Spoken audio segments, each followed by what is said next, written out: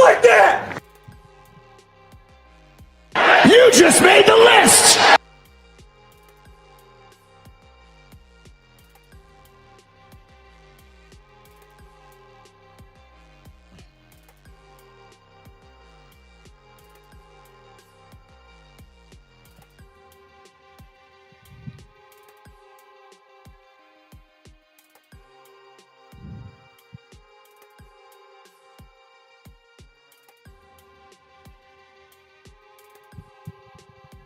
Welcome back to Victory Overreaction Monday. It is the Lion Villain Report where we don't sugarcoat a damn thing.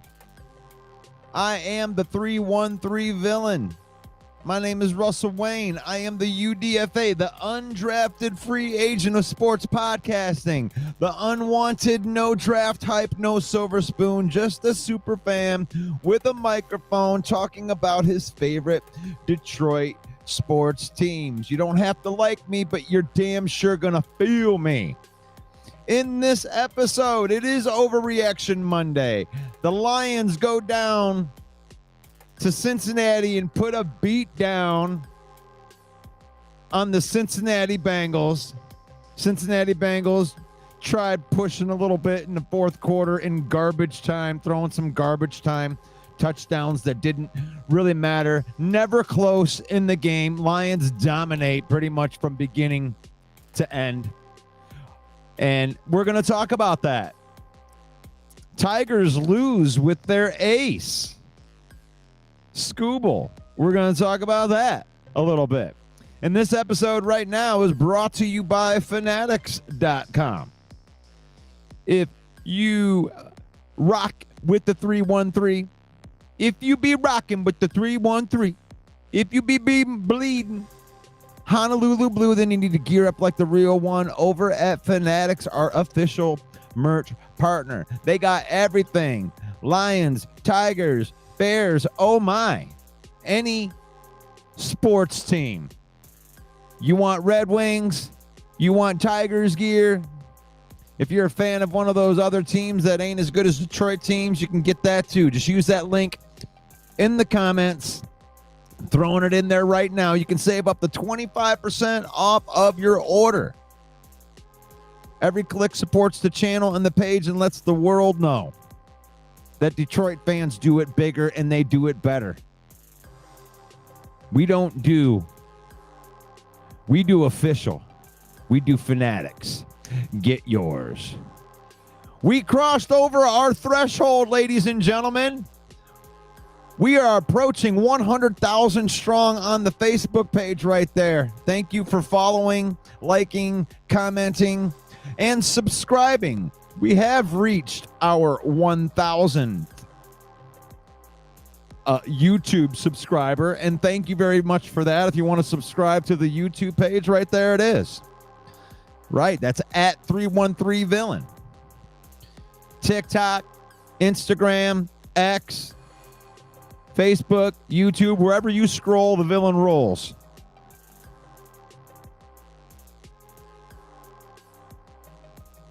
That's right. Ooh, yeah, the UDFA of sports podcasting, yeah. The Macho Man, Randy Savage, he went down to Cincinnati. He climbed up on the top rope, yeah, brother, and he drove the Macho Man elbow right through the heart of the Cincinnati bungholes, yeah. The Macho Man, yeah. Getting ready to go to Cincinnati, yeah. That's right, yeah. Faith, family, and then football in that order. We use football. We spend time with our family. We don't let football use us. And welcome. There you are. There you are, everybody. It's Victory Monday. It's Overreaction Monday. Let's say hello to everybody in the crowd. The bad guys in here. Say hello to my little friend. Wow. Gosh, 1, 2, 3 posts from the bad guy. No congratulations on the win. You're talking about that piss poor. I love my Lions. But not getting it done, winning the Super Bowl, what? Giving up garbage time touchdowns when you're 3 touchdowns up and they have no chance of doing anything? If we get into the playoffs and we go up by 3 touchdowns, I'm sure that we can still win the game if they're just throwing up garbage time stuff. Lions dominated that game. They dominated that game. Honestly, on offense. We'll get into that a little bit. What's up, Rick C? You just made the list. Welcome, the Trim Reaper. You just made the list. Up in the house. That's right. You make the list. Faith, family, and then football. Central Scrutinizer up in the house. Anyone else notice the Bengals offense couldn't do shit until after TA went out? I don't know about that. I don't know about that, Rick. You like that? I mean, they had 3 points in the third quarter. And then, the injuries did happen. They had a couple of the guys that went out. And Rock Ya-Sin were out there. They had all of our backup defensive backs. Yeah. We were able to rest guys on like an off week. I mean, what an awesome game that was yesterday. And yeah, there was some stuff that was, they left a little bit out on the field. A little bit. Good morning, Davey. You like that? Good morning, Paul Jones. You like that? We can't have, Chad. You like that? Chad, thank you for letting everybody know that is the correct YouTube link. I think I finally got it right. And the Trim Reaper makes a good point right here. He says, do you know what happens when you don't hit that like button? Well, I do. You just made the list. Don't make that list. Hit that like button. Tyler's in the house. You like that? He likes that. Good morning, Mark Orlando. You like that? I love it. Bringing out all of the stars are aligned today. No. Tigers will be fine by the Central Scrutinizer. Right there. Right there. Matthew, the rednecker, kept telling everyone that we had it under control. Jamal Grant, good morning. We streaking 4 straight, baby. You like that? 4-1. I won't apologize for wins. I'm sorry. I'm not gonna sit up here and I can criticize the win, but I'm not gonna go into like saying what they're gonna do in week 18 because of what happens in week 5. We got the win, baby. It's bad on TV when they say now they're gonna get more competitive competition and turn the game off. The Bengals never had a chance to get back into the game. They didn't. They never had a chance to get back into the game. I'm not going to excuse what happened in that fourth quarter. I'm sure that they're going to talk about that this week.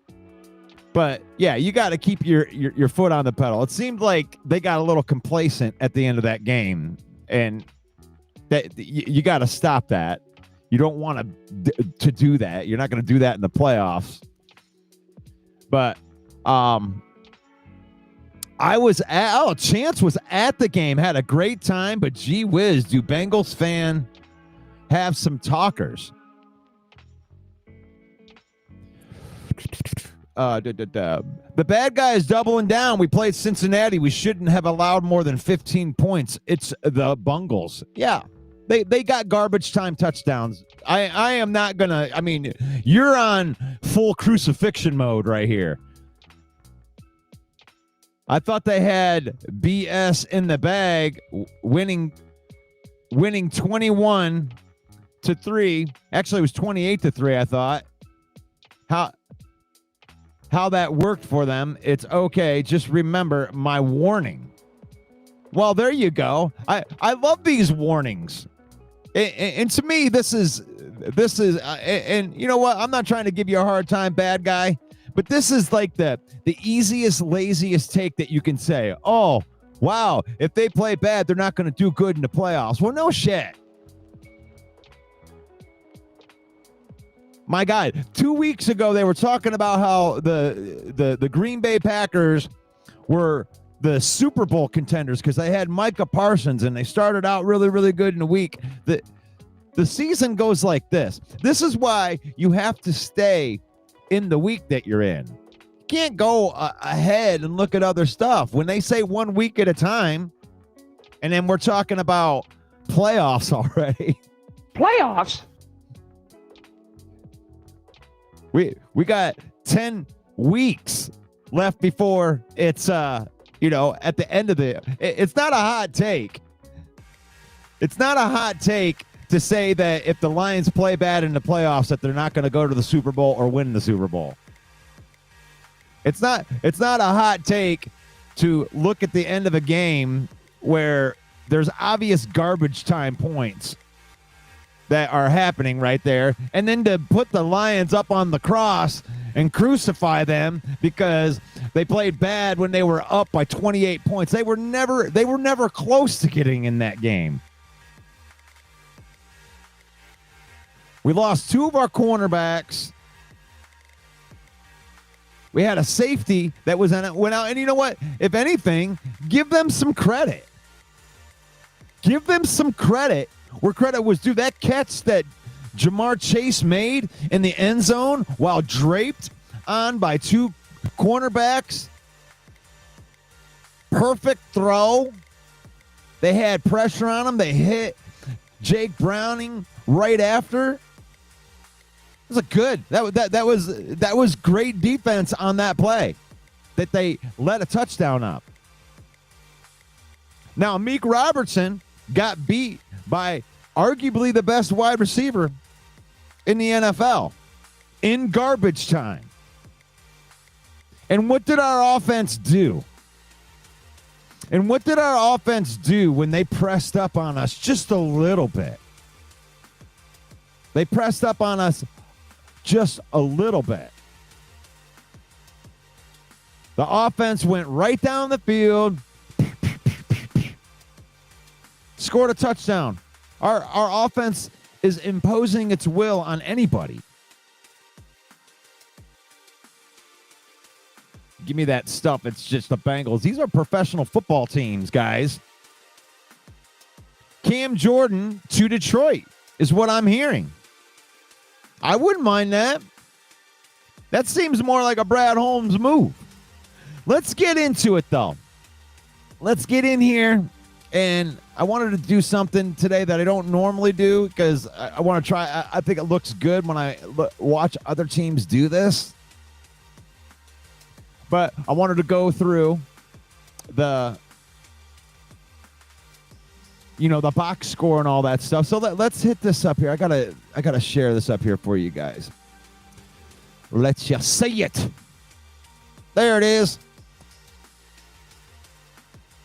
Good stuff. Hey, I like that. That's kind of cool. Can I switch those through? That's even better. There we go. So, Lions win the game. Let's really look at this, just from a statistical standpoint. The defense was playing really good throughout the game against a backup quarterback. I'm not going to tout the defense all that much when it comes like that. But when in the times that mattered and the crunch times that mattered, they were really, really good.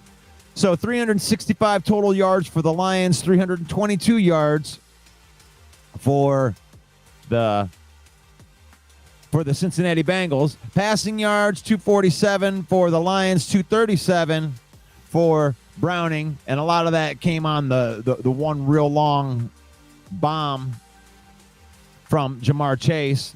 So really not much there. 118 rushing to 85 yards rushing. And once again, most of that came in garbage time. 6 yards of play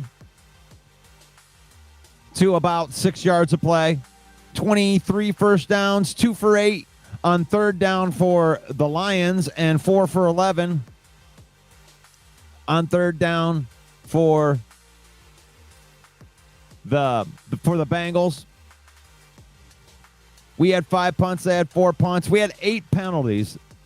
And really when you think of the one of the touchdowns that they had, it was mostly penalties anyway on that touchdown. We dominated time of possession. They threw 3 interceptions. They were never in this game. They were never in the game. They were never competitive in this game at a point. So Jared Goff, 19 for 23, incredibly efficient. 258, 3 touchdowns, no interceptions. David Montgomery, what a classy guy right there. Had his sister in there. Hadn't seen him play yet. He scores a touchdown, throws a touchdown pass. And Amon-Ra St. Brown, 8 catches for 100 yards. Jamar Chase, 6 catches for 110 yards. But like I said, it was just all on that one big play. And let's see, anybody else stand out right here? Jamar Chase, Andre Ioesavas. T. Higgins only had 3 catches for 22 yards. So really not much going on there for the Bengals. Not much to overreact on anyway. So is that coming through there? This still looks like that. All right, going into the play-by-plays. Let's go through each quarter right here, and we'll go through the drives. Let's really dive through this because, you know, the bad guy might be making some good points right here. If this is something that the Lions really need to worry about, you should, let's talk about it. You know, do you really feel like this is something that we need to worry about? Because, and by the way, bad guy, I'm not going to give you any credit if the Lions don't do anything in the playoffs from your week 5 prediction.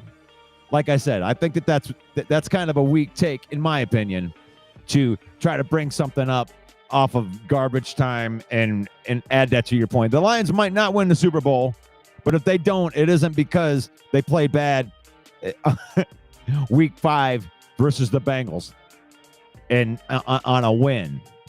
So, but let's go through this and see if the bad guys got anything that he needed to say. So first quarter, Lions go straight down the field, 9 plays, 58 yards. I don't even think it went to a third down at all, and it didn't.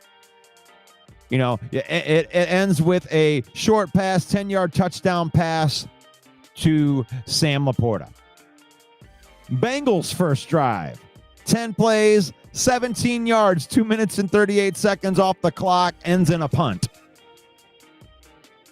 Lions second drive, 6 plays, 48 yards,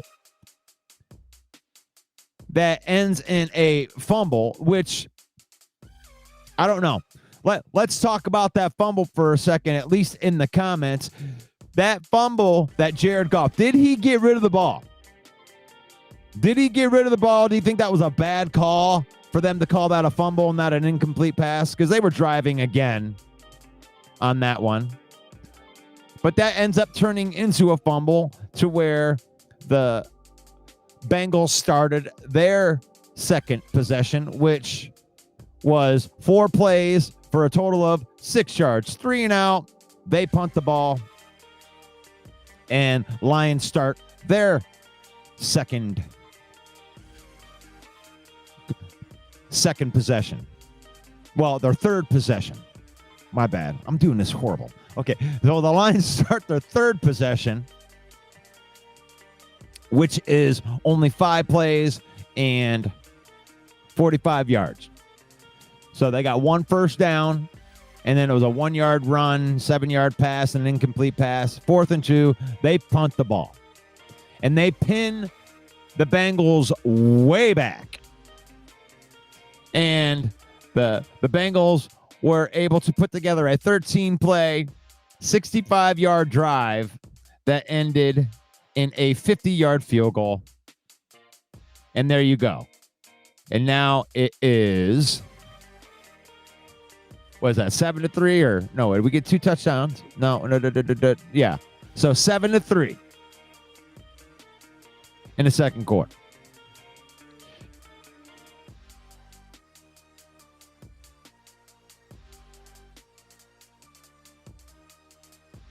Or 14-3. My bad. I'm reading this from NFL.com right here. And then we get into the third quarter. And the Bengals have a 3-play, 5-yard drive, and they get an interception. Intercepted by Alex Anzalone at the Cincinnati 42. Anzalone. And then the Lions take that in the third quarter. They go down 7 plays, 38-yard drive that ends in a Jahmyr Gibbs 20-yard touchdown. That was a pretty cool play. Then the next possession for the Bengals end in a 3-and-out. They punt the ball away, get the ball back to the Lions, where the Lions take the ball 8 plays, 80 yards, straight down the field, get a touchdown with David Montgomery for an 8-yard TD. 28-3 as we head to the fourth quarter. Then the Bengals take a real ugly drive. Let's go through this drive right here where they get this touchdown. 14 plays, 67 yards. They do a 2-yard run, incomplete pass, 11-yard run off of a scramble, and then a 15-yard pass, a 2-yard run on the Detroit 45, and then they get a penalty. Brian Branch gets injured on the play for a minute. Jake Browning with a short pass, another short pass, 5-yard run, and another penalty on Alex Anzalone, defensive pass interference, and then a 15-yard pass, and then a great touchdown pass from Browning to Chase. Great catch right there. And then the Lions get the ball back at 28-10, and they go 6 plays and then punt it. And then they get the long touchdown, 64-yard touchdown. So then they get into 28-17. And then the Lions are like, what?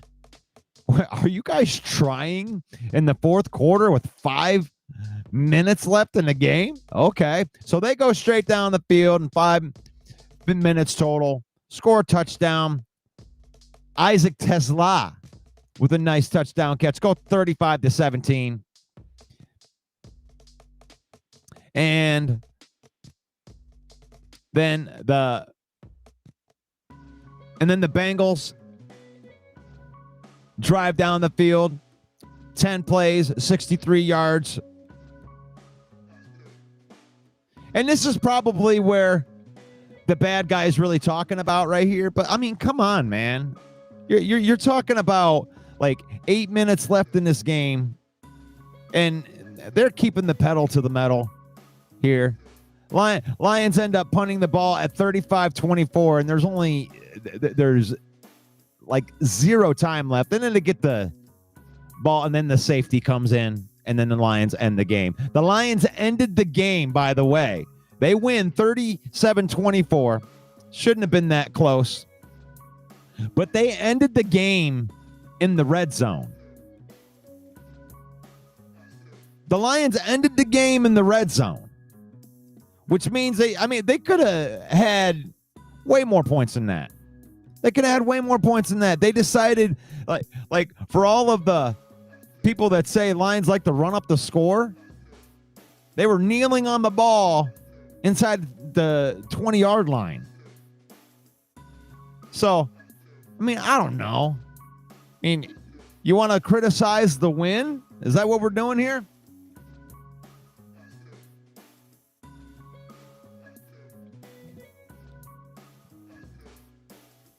I love that we criticize wins. I mean, that's good. You can criticize wins. And here's an overreaction. Manu was terrible, but that's kind of expected. I don't think he was terrible. I think he had 3 terrible plays. I mean, I would like to see the PFF on Manu, and it might have been terrible, but it was like most of the time they were able to run the offense, and it might have not have been good. But, you know, I think that as bad as you think that it is, that it comes out, it's probably going to come out as more of an average score for Giovanni Manu.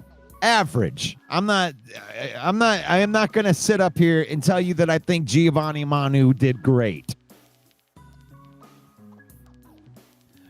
But he didn't do all bad. There were some times that he actually looked pretty good, especially on rundowns. We had a nice little drive at the end of the game. Giovanni Manu did very well on that drive in the fourth quarter when we wanted to stick the pedal to the metal.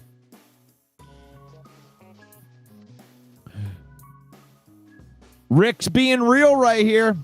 We are far from playing our best football. That's the truth. The truth is, if the playoffs were to start today, you're not liking that.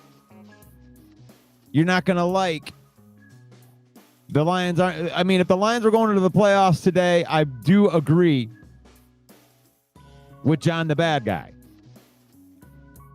Say hello to my little friend. If we went into the playoffs today, we would not be ready for the playoffs. But we're in the 1 week at a time thing. And when you start moving the goalpost out past to where, I mean, all the teams need to develop. None of the teams are ready for the playoffs right now. The football doesn't start becoming the best that it's going to become until, you know, week 8, week 9 of the season. All of the teams have new pieces. You know, I know that all we talk about is like what happened with the Lions and, you know, new coordinators, new players and everything like that. But when it comes down to it, it's, you know, you got to get better. You have to get better from week to week. You got to adjust with your new players, even the ones that have no, you know, turnover. I don't think that we had as much turnover as what people really think. You know, everybody was freaking out about the coordinators, but the coordinators hasn't been a problem at all. There's been nothing wrong with the coordinators. And since there's nothing wrong with the coordinators, you know, it all comes down to the players. And the Lions didn't have much of a turnover when it comes to the players. You know, but and the turnover they did have are the biggest talking points for the offseason. And I give it all credit, and I give it all its due. You know, the coordinators, how is that going to affect, right? We needed to figure that out. Frank Ragnow's gone. Kevin Zeitler's gone. We needed to figure out what that's going to look like. And now you got Taylor Decker, who was out, and Giovanni Manu stepping in there. You know, you're going to play some games. And by the way, that's not a as horrible as the Bengals are. Trey Hendrickson is not horrible. And to ask Trey Hendrickson or to ask Giovanni Manu in his first game, you know, to block Trey Hendrickson for a majority of the time is a hard job. I didn't expect him to tear it up against Trey Hendrickson. Or even Shamir Stewart, who everybody from the Lions wanted. So,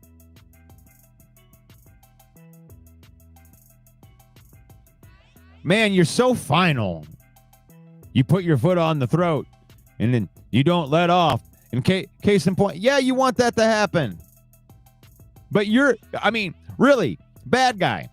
Are you really crucifying this Lions team for giving up points in garbage time? That's what I want to know. And don't make some final points on me like you're getting me. Oh, you see? You should have just stuck your foot on the throat. They didn't play the greatest in the fourth quarter. They had injuries in the fourth quarter too. Guys had went out.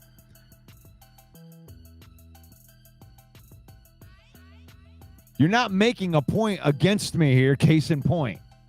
Case in point. Case in point. You want to see the real case in point? Here's the case in point. You see that? You see that? 37-24. That's a beatdown by any stretch of the imagination. That's a beatdown. They went into Cincinnati and they took care of business. That's it. It was a business move. A business decision. And that's it. That's it. You want to put your foot on their throat. You want to run that ball right out. But if you're watching the game, you see the stuff play out in real time. Here's a great point right here. I'm actually going to throw up some of this stuff on the, as the content on there. The plays that could have been minus penalties.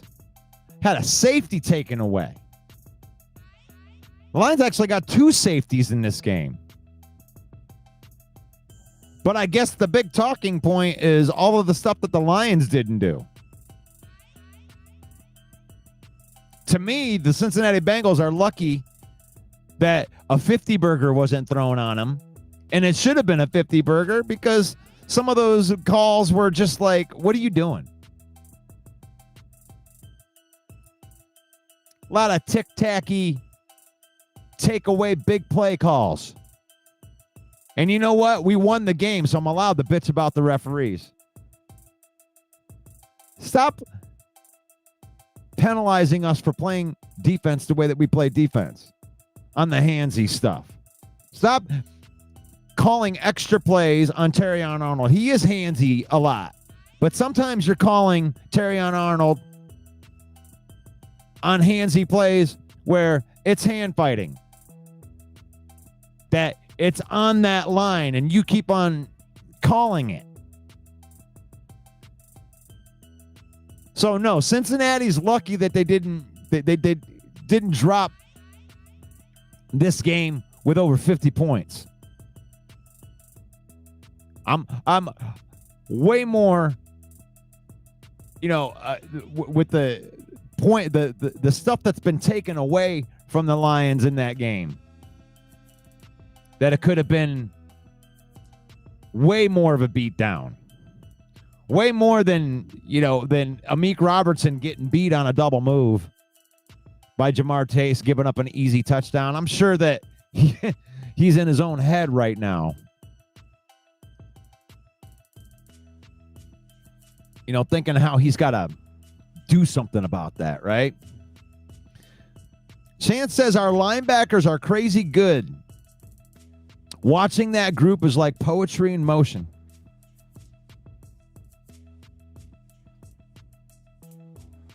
Trim Reaper says Manu looks disappointed in himself, but I think he's going to be okay.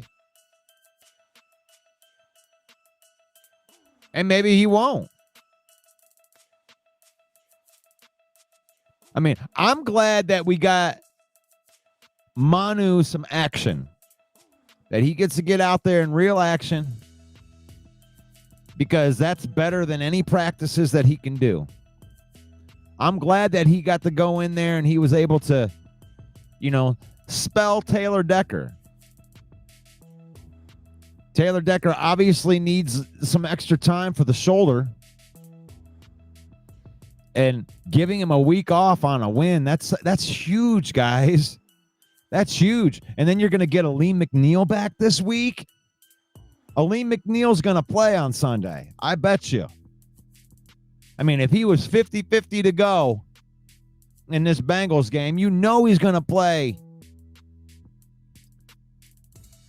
in that Chiefs game. You know he will.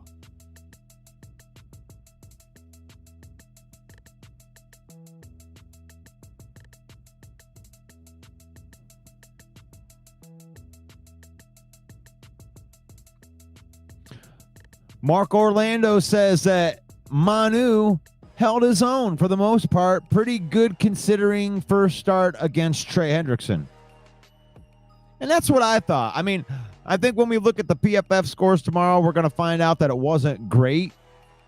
But I don't think that he's going to measure out like it was like in the 20s or anything. Like it wasn't like he looked like he was in over his head. He made some mistakes. You know, I think that he zigged a couple of times when he probably should have zagged. And, you know, he left Goff's blind spot open. You know, and you can't do that.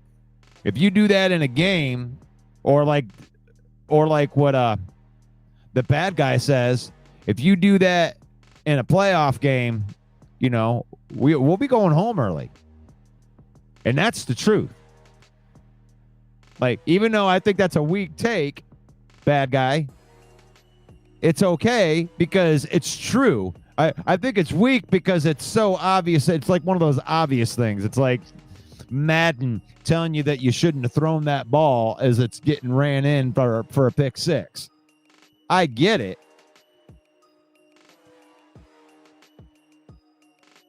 But, you know, 100%.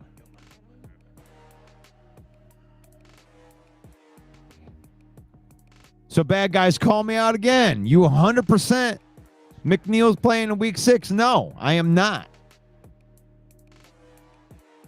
I am not 100%. I am using a guess based off of Dan Campbell at the beginning of last week saying that he was 50-50 for the Cincinnati game.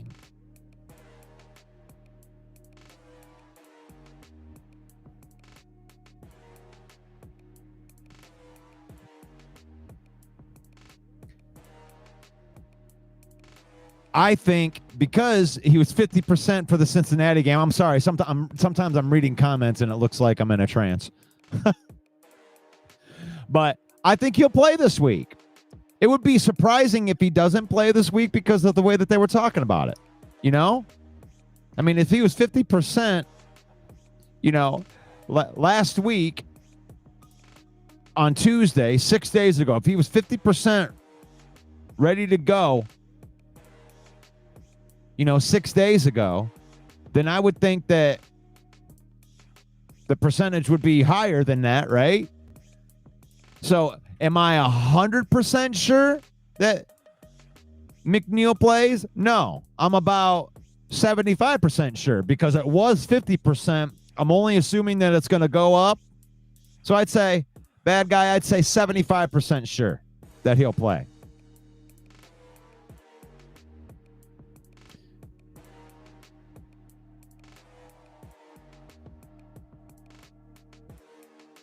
Wait, can it be that Russell knows that KC and Mahomes is next? That's right. Hot take. You miss every shot you don't take. Aleem and Campbell aren't even 100% sure if he's playing next week. But it's probably around 75, 80%. Ladies and gentlemen, my name is Paul Heyman. Ladies and gentlemen,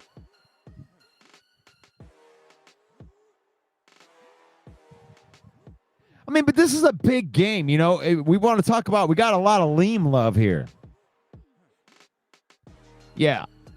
So, do you think that Aleem's going to play? How about we put that out to the people?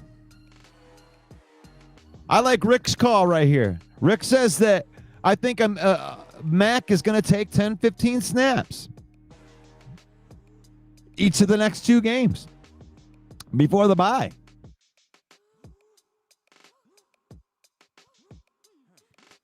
Honestly, my take at the beginning was they were going to wait until they were going to use all 21 days of this window of him being able to practice,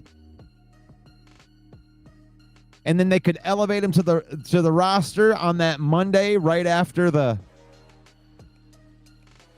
Tampa Bay game, and then he would have 2 weeks, to rehab it even more and get it completely ready to come back from Minnesota after the bye. That was my take. But if it happens early, I'm not going to be upset. You're going to come back.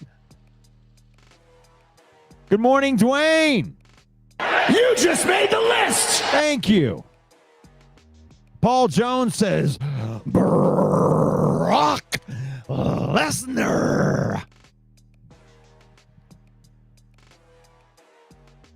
Been working on my impressions. That's right.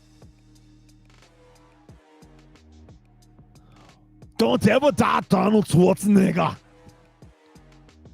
I'll go to Seattle. Come back from the future. I already know he's going to win. Come on. What happened? John Connor went back in time and changed it. I was supposed to win. What happened? I in Seattle. I got beat by Baker Mayfield. Come on. What happened? Take my hand. You should have listened to Sam Donald. Do it. Do it now. Come on. Lions win 37-24. It's Overreaction Monday. Right here on the Lion Villain Report. You can join me. My name is Russell Wayne. I am the 313 villain. I am the undrafted free agent, the UDFA of sports podcasting. You can join me each and every morning at 10 a.m. 10 a.m. on the Lions Villain Report, Monday through Saturday. Brought to you by Fanatics.com. You can use the link in the comments. Save up to 25% off of your order from our affiliate marketing partners over at Fanatics.com. That is Detroit Lions, Tigers. That's Red Wings. That's Pistons. That's all the Detroit sports teams. As a matter of fact, that's all sports teams. You can go to Fanatics, save up to 25% off of your order from our affiliate marketing partners. Every click supports the channel and the page and lets everybody know that Detroit fans do it bigger. They do it better. Villain Squad don't do knockoffs. We do official. We do Fanatics. Get yours. Oh, yeah, the UDFA of sports podcasting, yeah. The Macho Man, yeah. The Macho Man's going to head out to Kansas City and jump off the top rope and then, yeah, right there in the middle of the heart, yeah. Patrick Mahomes, the Macho Man's coming for you, dig it.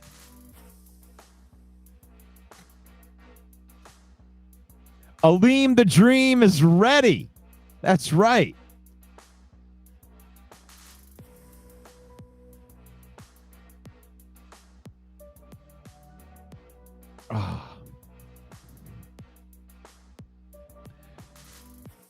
McNeil coming back against Kansas City probably won't be as impactful as we'd like him to be.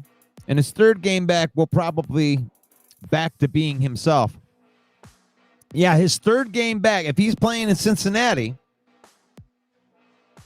you're actually adding to my point. His third game after Cincinnati be Cincinnati, then Tampa Bay, then the bye, and then Minnesota. We agree. We agree, bad guy. Even if he is going to play over these next couple weeks, which I think they should. I really do think they should give him some reps in there. But Tyleik Williams is a beast. DJ Reader is a beast. Muhammad is a beast. He doesn't need to come back and be the impactor, like he was last year right off the bat, because we got guys now. Honestly, I think that the plan from the get-go, the reason they drafted Tyleik Williams to begin with, is they want to put them big boys right across the front, baby.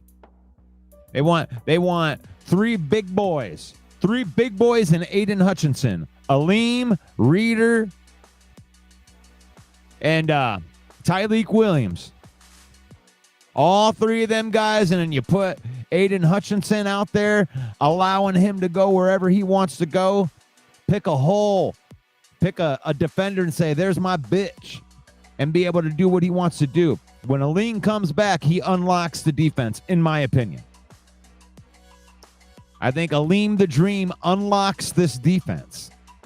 I really believe that. You like that? Get to the chopper! Come on! Do it! Get down! Get down! God, if Sam Darnold if he were ever the backup QB in Detroit, I would have a blast. I would be crazy if he was on this team. I could do those impressions all day.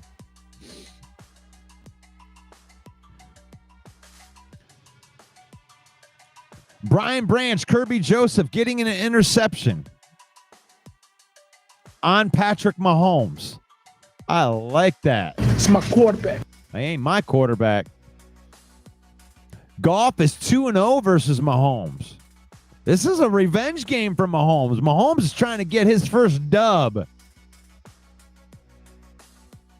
He's trying to get his first dub against Jared Goff. Playoffs? Jared Goff. It's my quarterback. That's right. He's my quarterback. It's my quarterback. That's my quarterback. Overreaction Monday. I love the fact, and I love you, Johnny. The bad guy. I love the bad guy.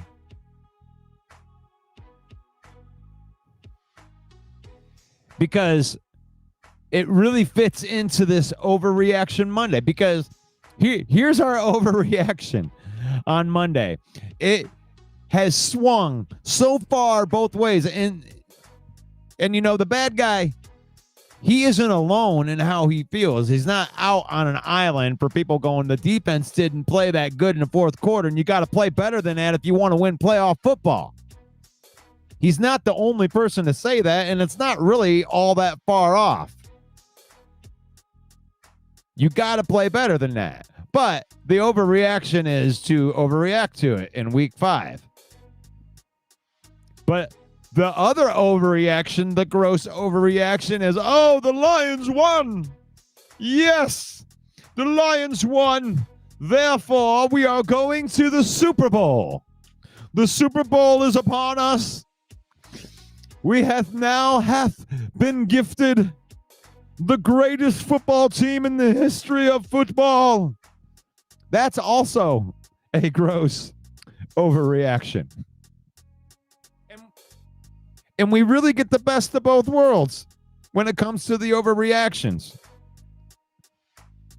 Either the sky is falling and nothing ever good is going to happen for us, or we win the game and we're Super Bowl bound. It's a dynasty now.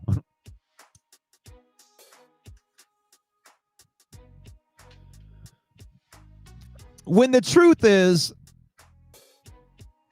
that it is somewhere in between. I think that the Lions can win the Super Bowl this year. It's possible. And I think that there are a handful of teams that are good enough to win the Super Bowl. And I think that the Lions are one of those teams that are in that bag of could win the Super Bowl. And then there is another handful of teams that could win the Super Bowl if a whole bunch of things happen right.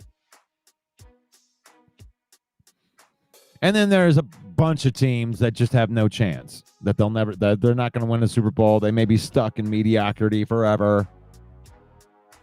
You know, like the Pittsburgh Steelers at this point. You know, with that team, they're a good team, but they'll never beat the good teams. I think the Lions have a team right now that can win the Super Bowl, and out of their own hands, like aside from making mistakes and beating themselves, I think that they can win the Super Bowl. But I definitely don't think that because they played bad in the second half and that they have a whole bunch of worries on defense at this point. I think the worries on defense would be, let's get these guys healthy. I think there's a good chance that we could get towards the end of the season and we got some reinforcements that are coming. Some underestimated reinforcements. And I know that they're underestimated reinforcements because of the way that the fans treated going into this season with the defense coming off a 15-win season. There's so much emotion that goes into losing in the first round of the playoffs. Playoffs? That we want to put the Lions into this bag over here that says, oh, man, you guys choked it in the playoffs. You didn't do anything in the playoffs. And you'll never do anything good in the playoffs. What did you do during the offseason? Well, I preached this all offseason. We got healthy. We got guys back that are impact guys that are going to impact the team, that's going to balance the power shift of losing both coordinators. What are you going to do about both coordinators? Well, one thing that we're going to do about losing both coordinators is we're going to get a shitload of talent back. I made this case during the offseason. It's like, are we underestimating Hutchinson coming back? And I would say that the answer to that is 100% yes. We underestimated Hutchinson coming back. Because when you think about it from a different perspective, it's like if you add Aiden Hutchinson to any other 15-win team, they would be going, oh, it's a Super Bowl. It's a lock. And that's essentially what we did. The team won 15 games without Aleem McNeil or Aiden Hutchinson or Derek Barnes. And the impact of those three players coming back and being at full strength, just if it stayed the way that it was, if there's no ascension in any of the defense from last year, and you add those three players to any defense in the NFL, you're going to be better. You're going to be a lot better. And that's what's happening right now. So from all the criticisms, bad guy, and all that stuff, I got to put some attaboys in there, and I'm going to say this defense is going to be pretty damn good when you can get DJ Reed back before the end of the season, having a full strength Aleem McNeil, a developing Tyleik Williams with DJ Reader, those really, really good linebackers. This defense could be really formidable. And the offense is being formidable just like it was last year, if not even better.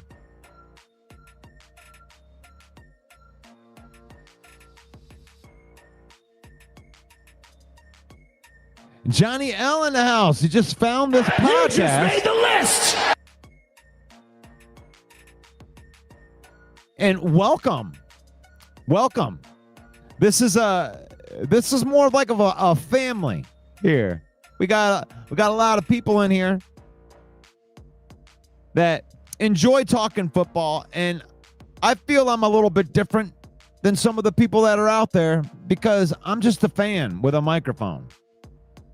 I started this page a couple of years ago and identified as a villain. And why do I identify as a villain? And it's not because of the reason that most people think. The villain squad was birthed out of earning the right to become the villain. You earn the right to become the villain after years and years of just losing and bad thought. You become the villain by winning and winning and winning, and you win in the face of your opposition. Now, I'm not a villain to the people like you guys. I don't think I'm the villain to you guys because we're fans of the same team. What we are villains to the Green Bay Packers.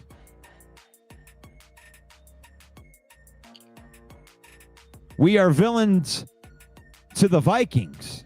We are villains to the Chicago Bears. Why are we villains? Because they can't beat us. And they won't beat us. I'm not saying they won't get a win every once in a while. But I look through my division and I don't see any teams that can beat us on a regular basis.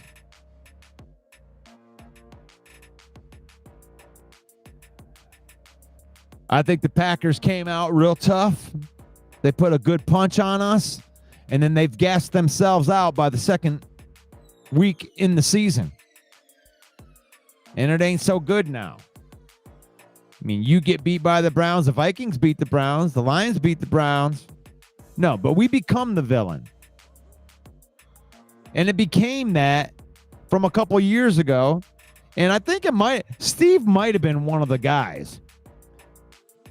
Steve was definitely one of the original OGs here. But Steve would say stuff to me when we very first started this in like 2021. Really doing this on a regular basis. It kind of gave me the idea because he would say stuff like, "Oh man, you Lions fans have had it bad for so long. Man, I'm rooting for you. You know, you guys lost so long. We felt bad for you. You know, we would like to see you do good for once." And I hated that so much that it stirred up inside of me. It's like, I don't want your sympathy, Steve. You could take your sympathy and stick it straight up your candy ass. I don't want your sympathy. I want you to hate me. I want you to hate my team. Why do you hate my team? Because you can't beat my team. Even with them soft Packers winning this game, Dan Campbell still owns LaFleur. And you pissed off my team, and you're going to find out on Thanksgiving, especially if you bring that weak shit you've been bringing. That's where the villain got born. That thought right there. So thanks, John, for being on the podcast. I hope to get to see you some more in these comments.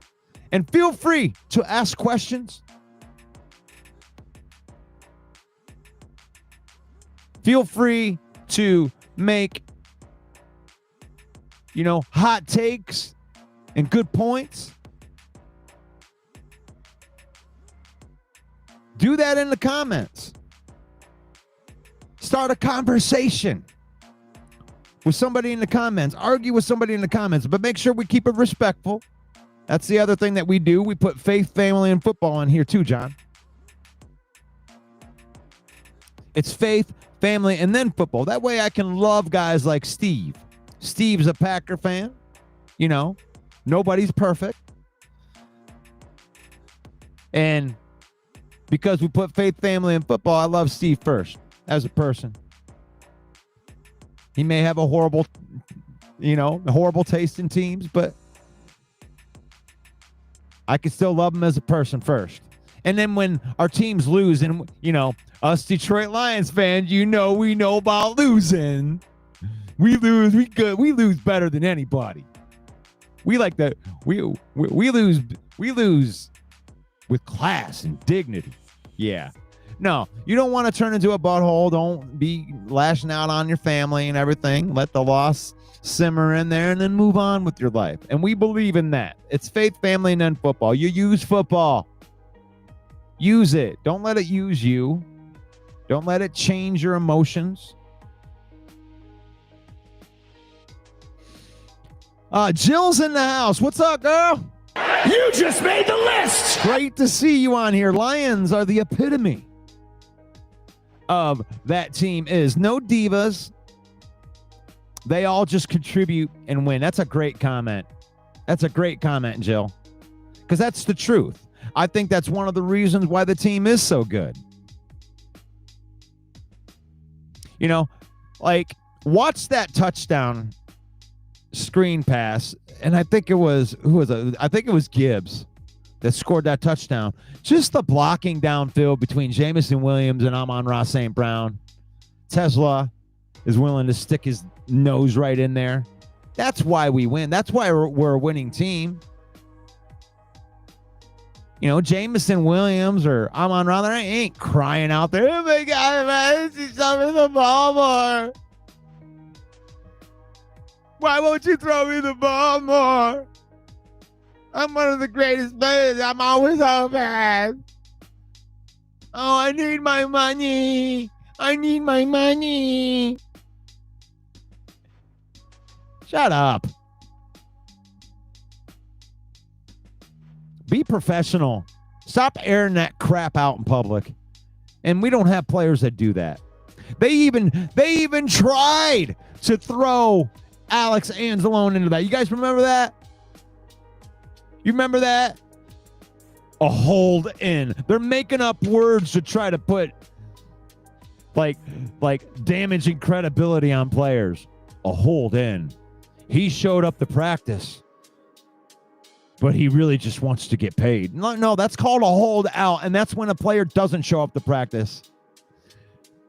Hey, Alex, now that you're upset with your contract, and we know he's never said that he's upset with his contract, but we're going to try to pull this out of you because we're real professional media guys. So, Alex, how do you feel about not getting paid what you're worth in this hold in? How does that make it? Does that make it so you're not going to show up to practice if you don't get your money? And he's like, no, I'm at practice and I'm not going to let it linger into the season. I mean, the fact they try to pull that out of him, they try to make him out to be one of those divas. And that got shut down because our guys don't do that. We don't bitch about our contracts in the media. At least not yet. So I like that. That's a great comment. You like that? You know, I think that Steve would be more happy if I have a podcast that was dedicated to the WWE and wrestling. Ladies and gentlemen, my name is the 313 Villain. And I represent the Detroit Lions.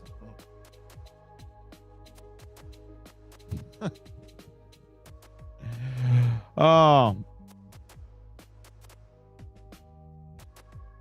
I don't even want to think about all the times I've seen the Detroit Lions beat themselves. It is the truth.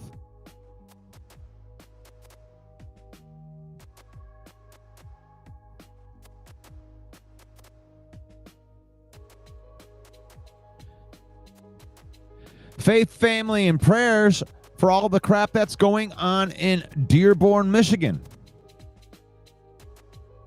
I don't know what's going on in Dearborn, Michigan. And I hope that doesn't make me a bad person by not figuring that out. But whatever energy that's thrown out here, what I like to do is, I pray about my problems. You know, I pray that they get fixed. But not everybody believes in God. That's the thing. So that's why I offer the opportunity of thoughts. Now, if we can find an agreement here, even if you don't believe in God, you can believe in God or not believe in God, but thoughts, in my opinion, matter. Thoughts have power. Thoughts have weight. And for the simple fact that you can think about things and you don't have to think about things. So you are putting effort into thinking about whatever you're thinking about. So if you put effort and energy to think about whatever victims of the crap that's going on in Dearborn, Michigan, just that thought, you're thinking that to yourself, well, I don't want bad things to happen to people in Dearborn, Michigan. Just that thought. I believe that thought carries weight. And if you want to know how to pray and you've never prayed before and you don't know how to have it have weight, you think those thoughts.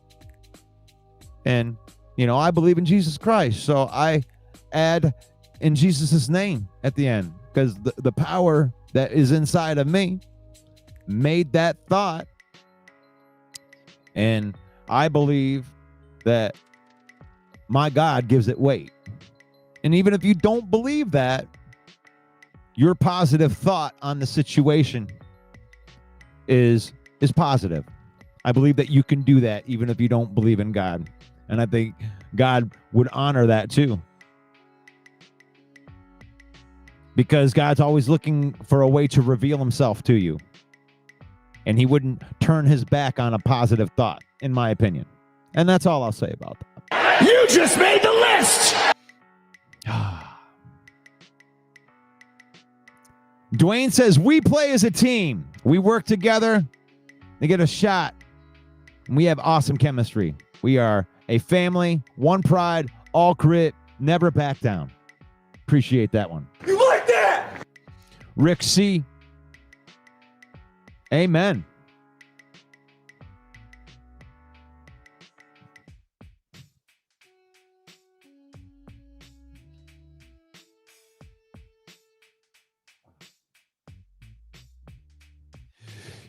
This is one of those things. It's like, I don't push against people. So there's a thought right here. And I'm going to leave you with this thought right here because I am over my time here. The Muslim mayor got mad at the Christian and they want to take over. Okay. Well, let's put this thought out there. If Muslim at this time is making you a better person, I believe that God will reveal his true self to you no matter where you're at with your thoughts about God.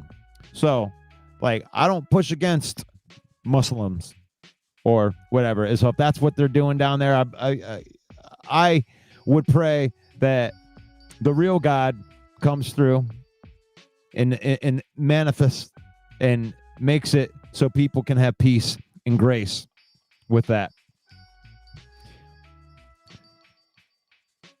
So, Russ, you should do a watch party, and I have been thinking about that. I had Jeff Ayufredi on here from Crunch Time Sports last week.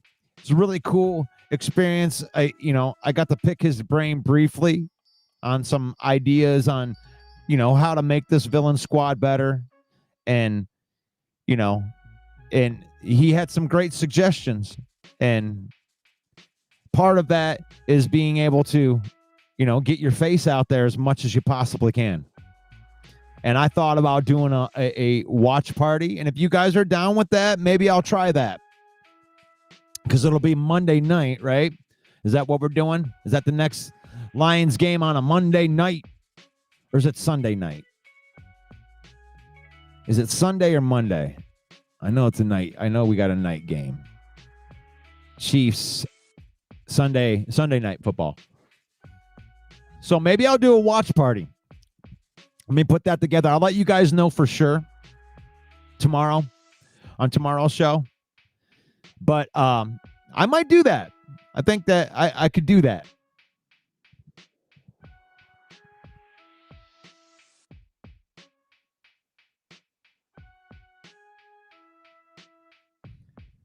Now, as far as research goes, John, I don't try to seek out negativity in that. I just pray that whatever situation that you're going through with that and however it's affecting you, John, that it gets worked out. There's so many problems in the world that if you go out and try to seek out everybody else's problems,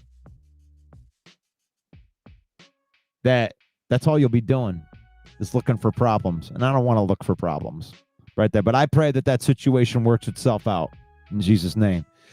So thank you, everybody, for hopping on here today and being part of Overreaction Monday, where we got to overreact to the Lions beating down the Bengals in Cincinnati. Overreaction Victory Monday. Thank you so much for being part of it. Thank you to Fanatics, our affiliate marketing partner. If you use that link, you can save up to 25% off of your order in the comments right there.